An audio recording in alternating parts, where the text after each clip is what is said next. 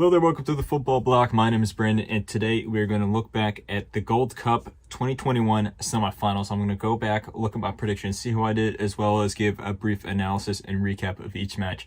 If that sounds interesting, let's hop right into it. One step beyond.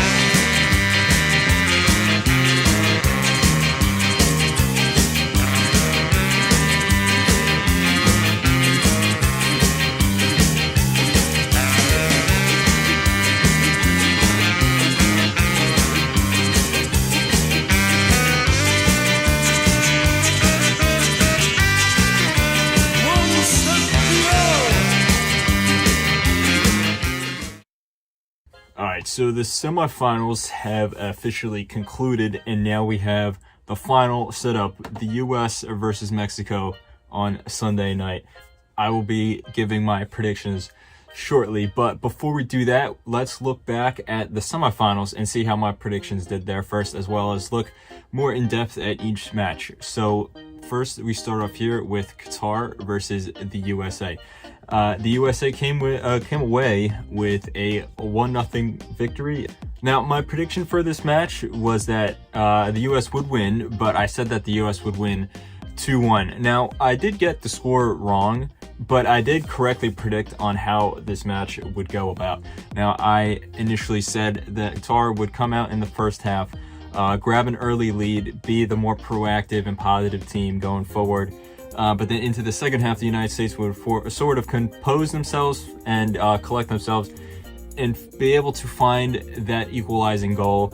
And then from there on, make a last-minute push and then score the winning goal within the last 10-15 minutes or something like that.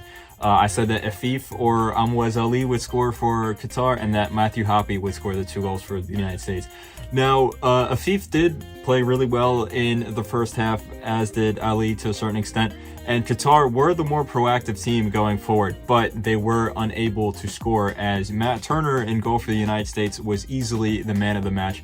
Wonderful save, world-class save after world-class save. Qatar really could have been 2-0, 3-0 up if not for our goalkeeper, who really justified his spot within the A squad, along with other goalkeepers like Zach Steffen and Ethan Horvath. But into the second half, the United States did compose themselves. They did start playing better. They started defending better. But Qatar got a penalty. Now, in my opinion, this one was kind of subjective, as one angle looks like it's a complete penalty. The other angle makes it look like it really wasn't a penalty.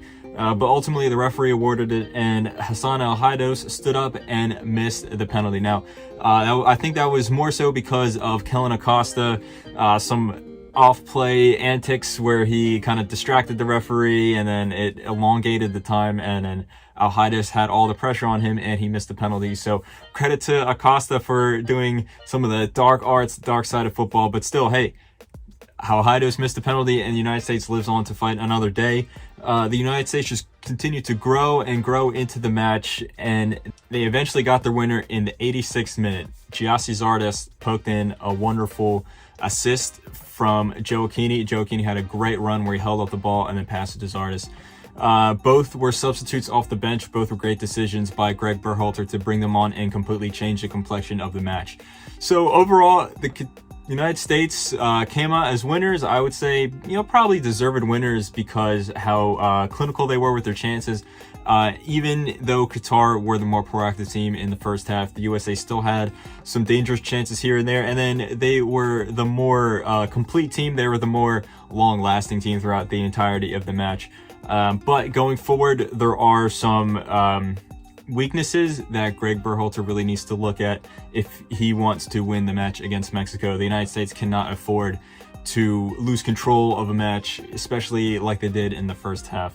But overall, my prediction, I thought was pretty good. I mean, I said the United States would win 2-1. I got the same goal difference, just an extra goal for either team. And I did correctly predict how Qatar would start off the match on the front foot, but the US would grab the winner in the second half. So overall, pretty good prediction, even though the score wasn't exactly correct. And the scores wasn't correct. Matthew Hoppe, while he did have a pretty good game, did not score as Gyasi Zardes, but still. On to the second match, we have Mexico versus Canada. Now, I said that Mexico would be convincing winners and they would win 3-1. Now, if you look at the scoreline, Mexico in reality won 2-1, so not a terrible prediction just by looking at the scorelines, but in reality it was a completely different game on how I predicted that it would go. I said that Mexico would be a little nervy in the first half. It would be a goalless draw after the first 45 minutes, but then into the second half, Mexico would be the clearly superior team, and they'd race to a 3-goal lead before Canada would grab a consolation goal, and they would score the first goal on Mexico, the first goal that they conceded this tournament. And while I did correctly predict that Canada would score the first goal on Mexico, I was completely incorrect on how the match went about, because Mexico were not convincing winners at all. You can argue that they were the better team, but they were not convincing winners. Canada was in this match from minute 1 to minute 107, because this match went on for a long while. There was a lot of stoppage time.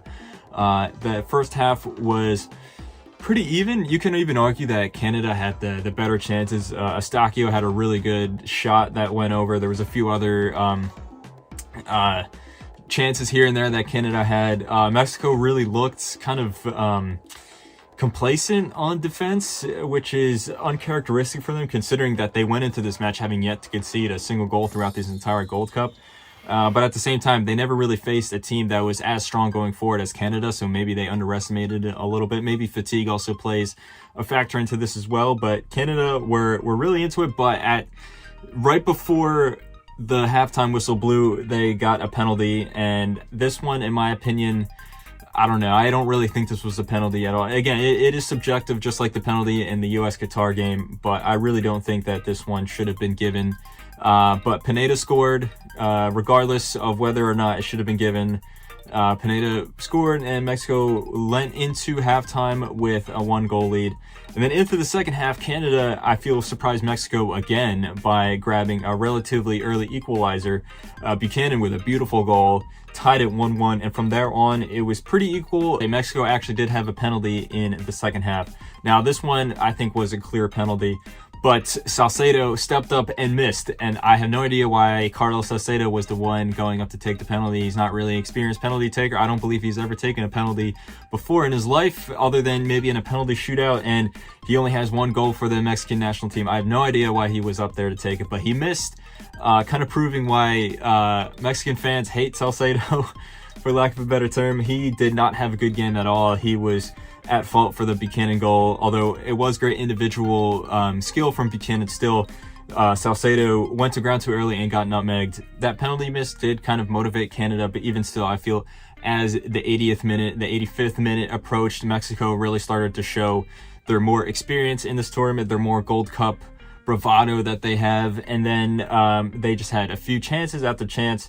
Mexico's keeper, Kerpo, I'm not sure if I'm pronouncing that right, but he had a wonderful game. He was really keeping Canada in it. But in the 96th minute, Hector Herrera scored the winning goal for Canada.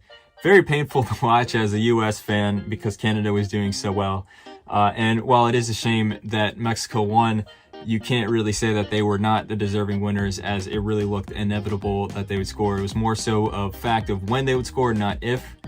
But Canada leave this tournament with their heads held high, as they played really well, even without their 2 best players in Jonathan David and Alphonso Davies. And overall, even though, as a US fan, I didn't particularly enjoy the result of this match, it was a very exciting game to watch. It was a very stereotypical, picturesque performance of CONCACAF football. There was fights all the time, really tough tackles.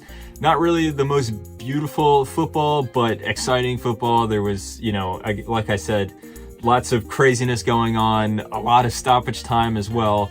And overall, really exciting match, one of the best matches of this tournament so far. As for my prediction, well, by just looking at the scoreline, it wasn't that off. I did incorrectly read how the game would go, but in the end of the day, I did correctly predict that both Mexico and the US would make it through. So my semifinal predictions were not bad, not perfect, but I would say decent enough.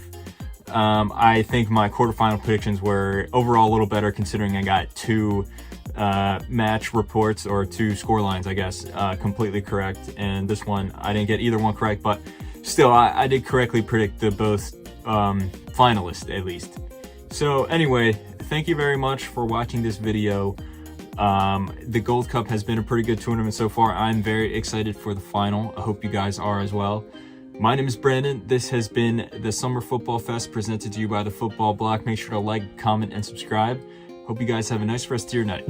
One step beyond.